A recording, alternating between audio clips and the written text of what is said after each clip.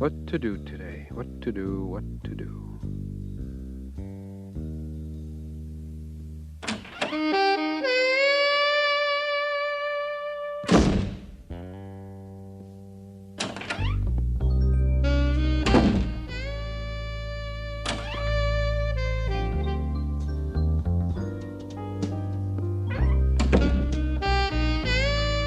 Hey, not bad. Nice fit. Here's looking at you, Sam. Play it again. What the?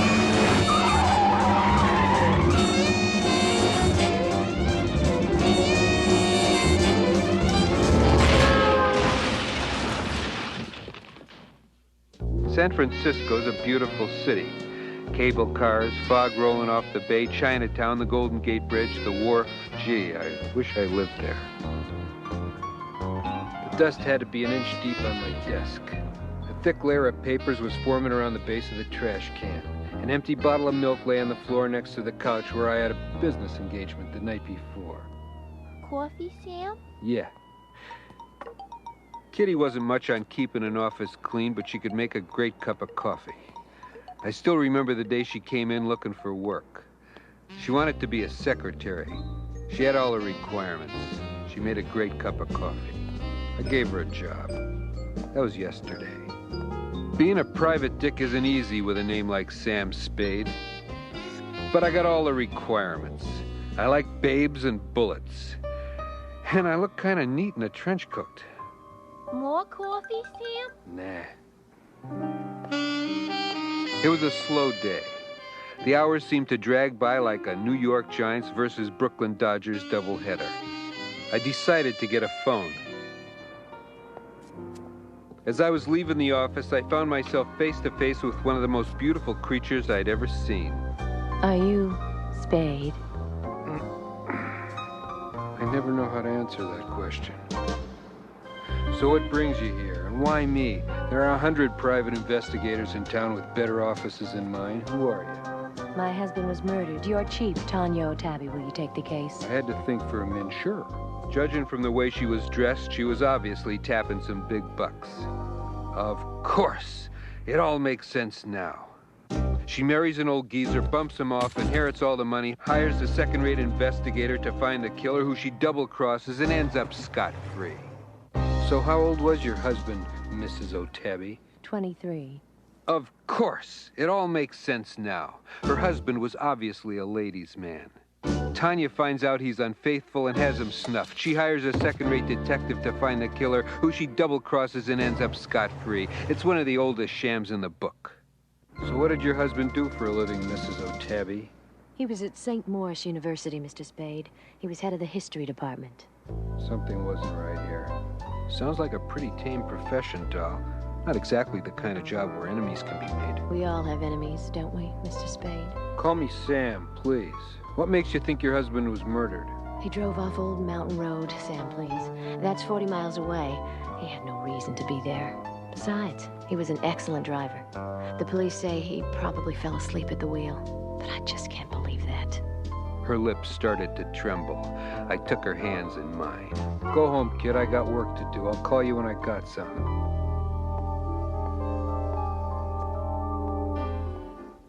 My life's full of babes and bullets.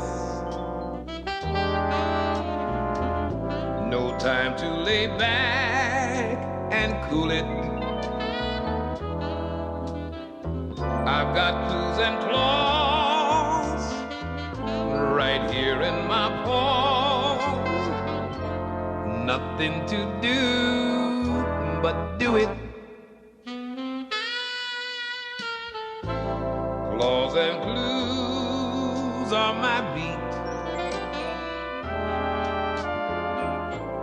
I pay my dues on the street. A life full of babes and bullets. It's a living, that's why I do it.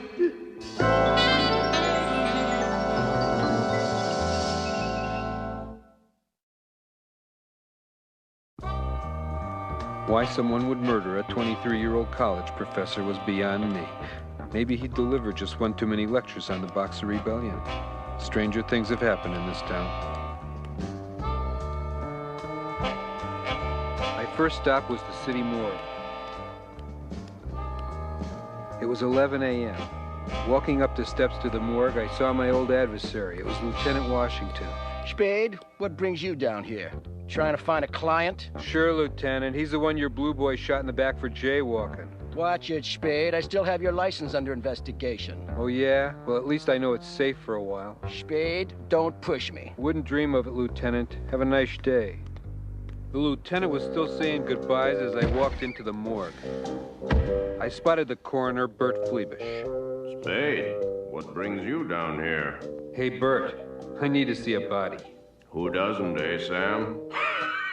What's the name? Professor O'Tabby. Oh, yeah, tough break. Nice fella. You knew him? Oh, not really. My kid attended St. Maurice and had his class. Really liked him, too. Except for his lectures about the Boxer Rebellion. I could tell Bert sort of liked the guy by the way he pulled out the drawer with the stiff.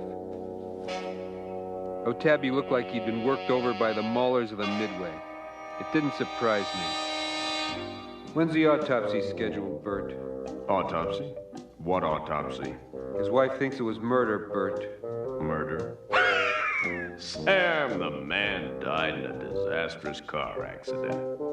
Looking down at O'Tabby, I noticed some yellowish-brown coloration on his chest and stomach hairs. Hey, Bert, you have any explanation for this? Any kind of fluid from a car can make a stain like that. Do you have his clothes and any items he had on him when he was discovered? Sure, Sam. Right here. I searched through the clothing looking for anything that might suggest murder. Right now, it looked as though poor O'Tabby had just had a bad break on the mountain. His shirt was about the only item of clothing that was still recognizable. I noticed the yellowish-brown stains were in the same location on the shirt that they were on the body. I'd seen stains like this before, but where? Maybe something would come to me later. There was a curious little stone in the shirt pocket. It was a very colorful stone on one side, almost as though it were painted. I'll be right back, Sam. Sure, that's what my ex-wife said. As Bert went to answer the phone, I put the colorful stone in my pocket. I don't know why, really. Maybe I just like stones. Is there anything else you need, Sam? A clue, a motive, and a murderer. Good night, Bert. Sam? Yeah, Bert? It's noon. It took me an hour to drive to the scene of the accident. I didn't know what I was going to find there, but what the heck, I'd at least get a breath of fresh air and I could put the car on the expense account. It looked like I wasn't the only one who had that idea. Taking a nature walk, Tanya? Sam, you startled me. I was trying to keep my mind on business, but I couldn't help but notice the lovely view. One word of advice, sweetheart. It's not smart to return to the scene of the crime. I was hoping to find a reason for my husband being here last Friday night. Like, what kind of reason? I don't know. A clue of some kind. I'd understand if you were here to cover up your tracks. Are you saying I murdered my husband? Nothing personal. Oh, Sam. I hate when they do this. I stood there, Tanya's mascara dripping on my wingtips, and me an hour from the nearest pot of coffee. Come on, Tanya, let's find a diner.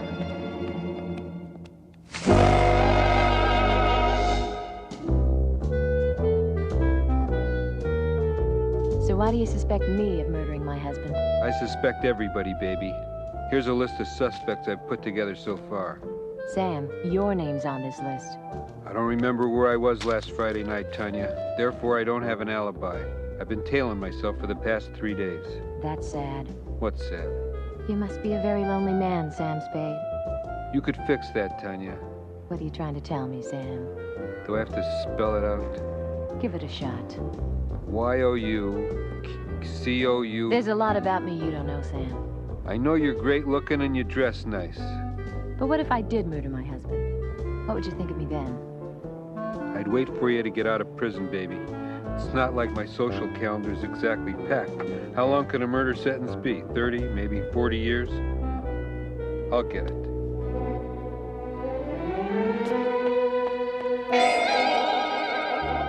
The classiest dame I ever met just walked out of my heart, but not out of my case. Next on the list was O'Tabby's office at the university. I was still a couple of blocks from the campus when I brushed by a big goon on the sidewalk. He had fists the size of babies.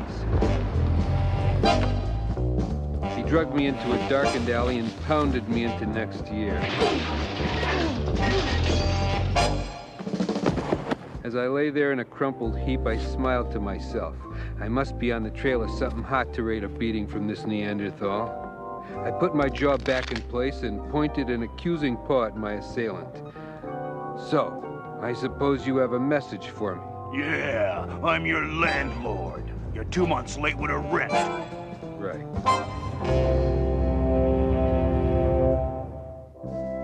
I was still trying to figure out my landlord's involvement in this caper as I walked up the marble steps to the history building.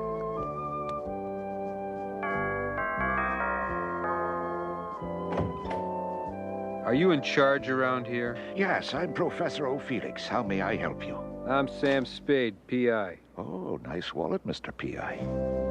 Yeah, I'd like to ask you a few questions about Professor O'Tabby. Yes. What a shame. Poor fellow must have fallen asleep at the wheel. Such a waste.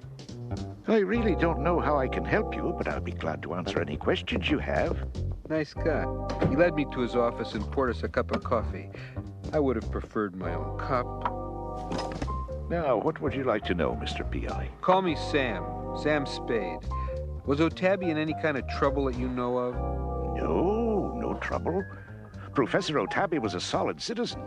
He was well respected by the faculty and his students. Besides, I don't know much about his personal life. Perhaps you should talk to his wife. His wife? Yeah, I've talked to her. According to the time of death, you must have been one of the last people to see Professor O'Tabby alive.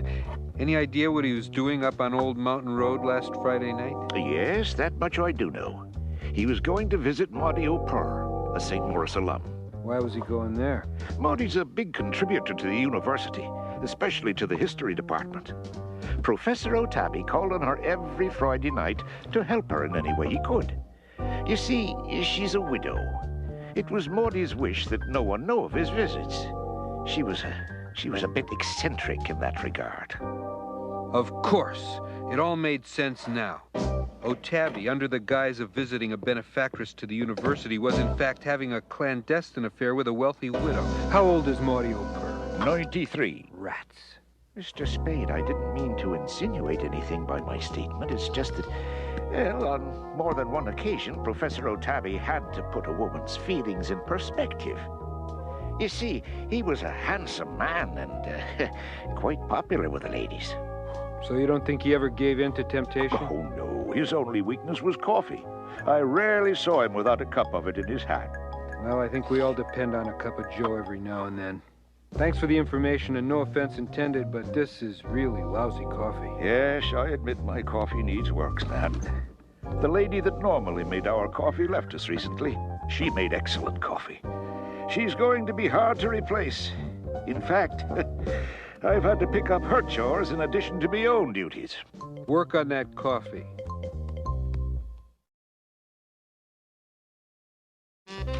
By the time I arrived back at the office, the men from the phone company had just installed my phone. Kitty was in the other room. No calls yet, Sam. How about a cup of coffee? You read my mind, sweetheart. Hey, Kitty, do we have Tanya's phone number? Klondike 51234, Sam. Thanks. The girl might not be a good office cleaner, but she has a great memory. Oh, why didn't I remember that number? It sure is an easy one to remember. Hello, Tanya. Sam Spayed. Mr. Spade, but what did you find out? I stopped by your husband's office today and found out a few interesting things. Oh, really? Who did you talk with? A Professor O'Felix. Do you know him? Professor O'Felix was my husband's assistant. Kind of old to be an assistant, isn't he? Oh, we never really thought of him as an assistant. He worked as hard as my husband with the students. He's been with the university all his life. In fact, he was my husband's instructor. It was Professor O'Felix who inspired my husband to go into the teaching profession. Yeah, well, that's nice. Anyway, Tanya, he mentioned your husband may have been tangled up with some woman. Gosh, that's hot. Sam? Hello, Sam? Are you okay? Look, Tanya, I'll call you back. I got a bit of a mess right now. Sam, I'm sorry. I don't know what I was thinking about. It's okay, Kitty. Run and tell maintenance we need a mop and a bucket. I'll pick up the pieces of the mug. That hot coffee in the lap was enough to give a literal meaning to my last name. I went to the sink to clean up. As I took off my jacket, I saw a huge coffee stain covering my shirt. Wait a minute. Coffee stains. That's what they were. O'Tabby had coffee stains on his shirt. Why would a man that was dressed as impeccably as O'Tabby wear a coffee-stained shirt? Where did the coffee come from? And why am I talking to myself? I searched my pockets for the pretty painted stone I took from O'Tabby's shirt pocket. I looked at it carefully. It was painted, all right. A painted piece of ceramic. A piece of ceramic from a coffee cup. O'Tabby must have been drinking coffee, which in turn caused the accident. It wasn't much to go on. How was I supposed to solve a murder when my only clue was a cup of java? What was keeping Kitty? I figured I'd better call Tanya to apologize for the interruption and get back to the case. Where did I put Tanya's phone number? Wait a minute. Tanya never gave me a phone number. So how did Kitty know the number? Easy, Spade, don't go off the deep end. But the pieces were starting to fit together. Kitty would know the number if Tanya's husband gave it to her. Could she be a lady who was infatuated with Professor O'Tabby? Nah. Think, Spade, think. Of course, she spilled the coffee when I mentioned talking to Professor O'Felix about O'Tabby's woman trouble. Kitty makes a great cup of coffee. So did the girl who recently left the university. The same girl I hired only yesterday. A girl who was infatuated by a man she could never have. So what does she do? Of course, she spills coffee in his lap and pushes him over a cliff. Wait a minute. Something's not quite right here. Here's maintenance, Sam. I know you murdered Professor O'Tabby, Kitty. What are you talking about, Sam? You loved him. He didn't love you, so you snuffed him. Yes, I loved him. He didn't love me. I couldn't have him. So you what? So I left. You left? Yes. The thought of working at the university so close to him and not being able to have him was too much to bear. So I left. But I didn't murder him.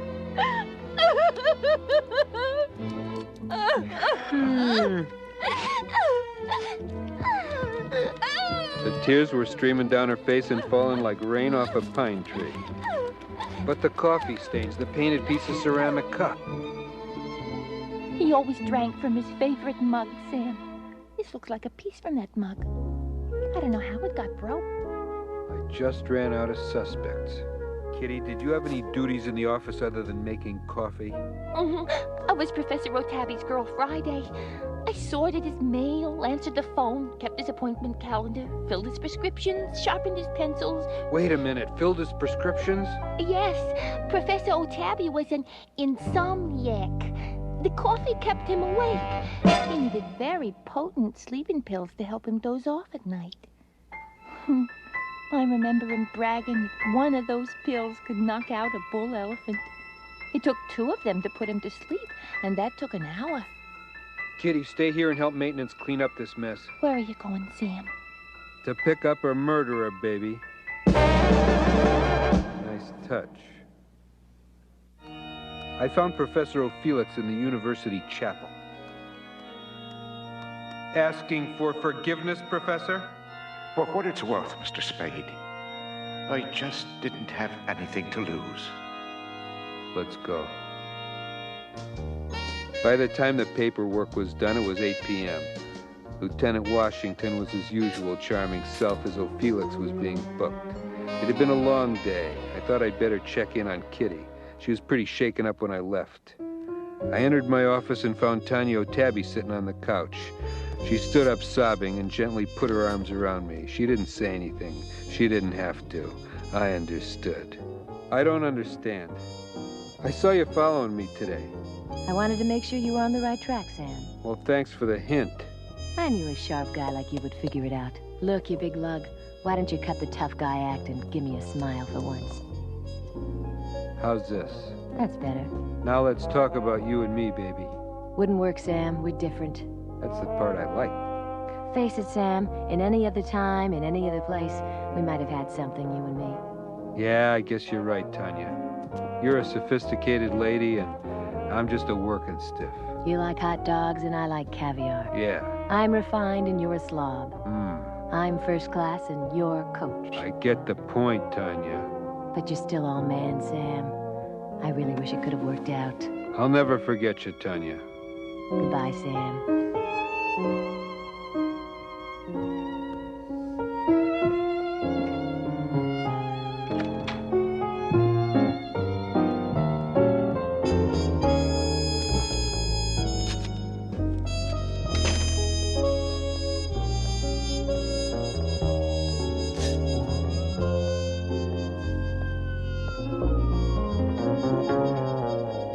She called after you'd left. I told her you were going to nab the murderer. She came right over. I didn't answer. My thoughts were still in the arms of a classy babe. There had better be a check in that envelope. Sam, how did you know O'Felix killed Professor O'Tabby? Elementary, Kitty. O'Tabby had to have left directly from the campus to call on Maudie O'Purr that night because he was still drinking from his favorite mug when the crash occurred. Professor O'Felix, the substitute girl Friday, fixed that cup of coffee. O'Felix had filled O'Tabby's sleeping pill prescription and popped a couple into his coffee, knowing it would take O'Tabby an hour to get to Old Mountain Road, 40 miles away. Like clockwork, the pills took effect and O'Tabby drove off the road to his death. The police were right. O'Tabby did fall asleep at the wheel, thanks to some help from his assistant.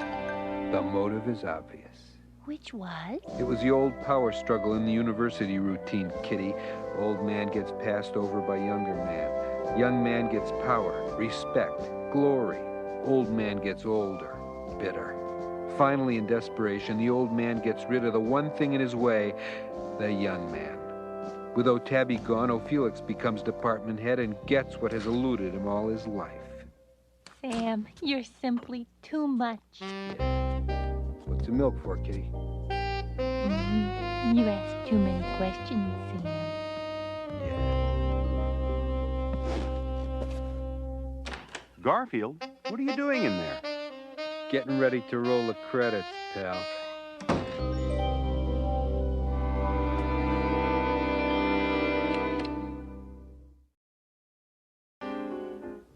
My life's full of babes and bullets. No time to lay back and cool it. I've got clues and claws right here in my paws. Nothing to do but do it.